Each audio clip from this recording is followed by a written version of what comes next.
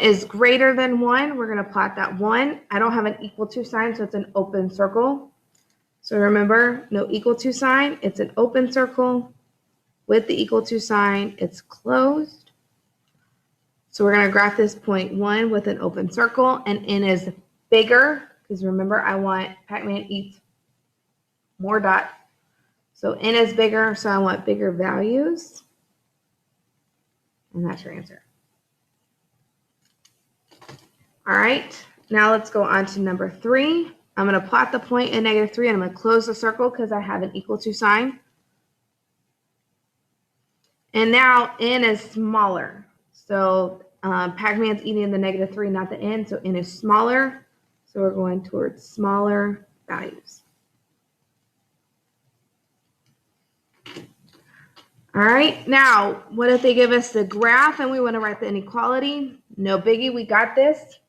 Right, Jermaine? We have this. So what is that point? -2. And it's a open circle, so no equal to sign. The values are smaller, so x is smaller. So it's eating the -2 and showing its butt to x. All right, let's look at number 11. Yes, Dantasia, number 11. So what is the point? It's at 4, and I have a closed circle giving me an equal to sign. Again, the arrow is going all the way down towards -infinity, so x is less than. So x is less than or equal to 4. If we look at number 13, what's the number? It's at 4, and it's a closed circle, so I have an equal to sign. It's going towards bigger values, so x is greater than or equal to 4. Yes, Brianna, that's all it is. That is all that is. One more of these, and then we'll get into the coordinate plane. If we look at number 15, it's an open circle, so no equal to sign, and it's at -2. It's going towards bigger values, so x is bigger than -2. So this is graphing with one variable. Now if we have 2, what does that mean? No worries. It's not that complicated. We're just going to take the graphing that we did in the last section and put it together with inequalities. So we're going back to equations of lines and doing it with inequalities. So quick recap. We have y equals mx plus b. M is your slope. B is your y-intercept.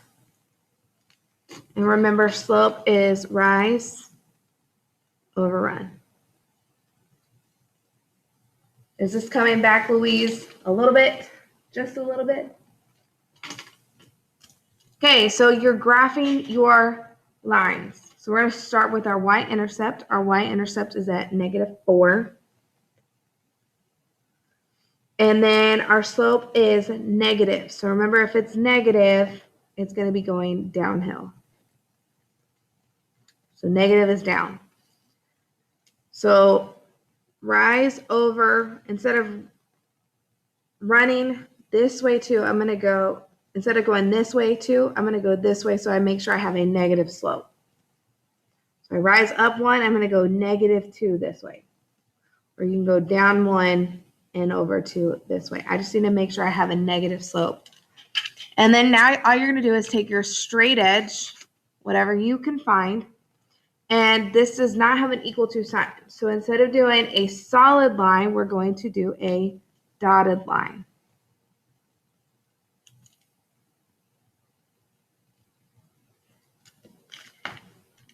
So open and closed, it's a dotted line. Greater than or equal to, it's a solid line. Next thing is the inequality part. So we did our dotted line, now we have to do the shading.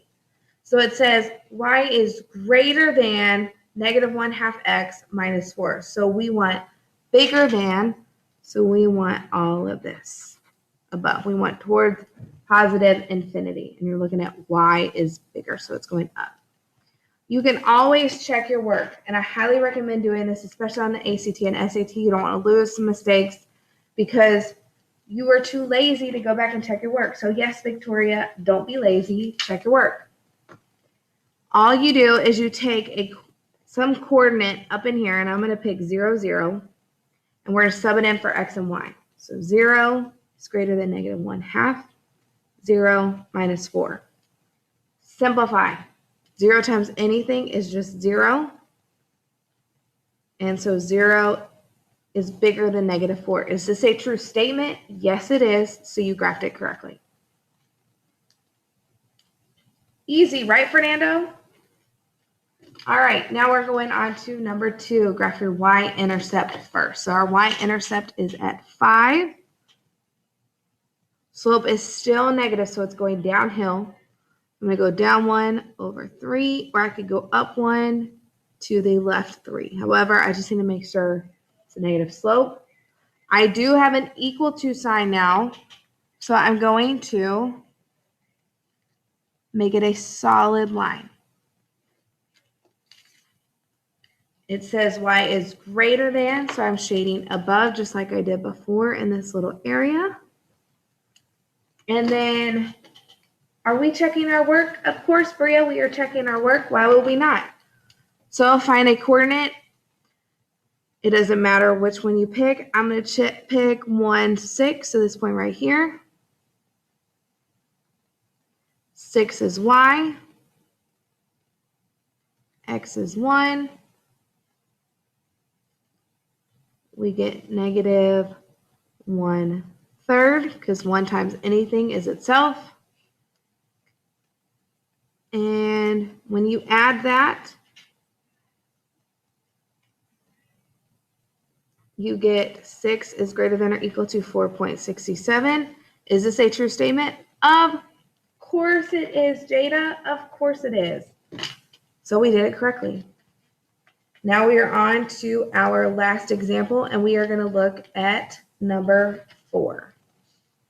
So looking at number 4, what is our y-intercept? Our y-intercept is positive 3.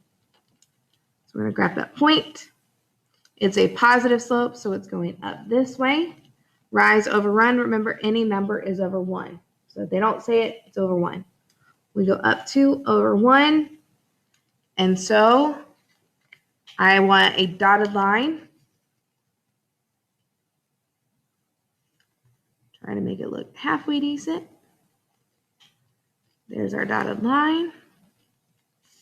And it says y is less than. So we're going to shade less than. And then, Ms. Vice, are we picking a point? Of course, Jose, we are picking a point. Easiest one always, if it's a solution, is 0, 0. Pick that and sub it into C. So 0 is less than 2 times 0 plus 3.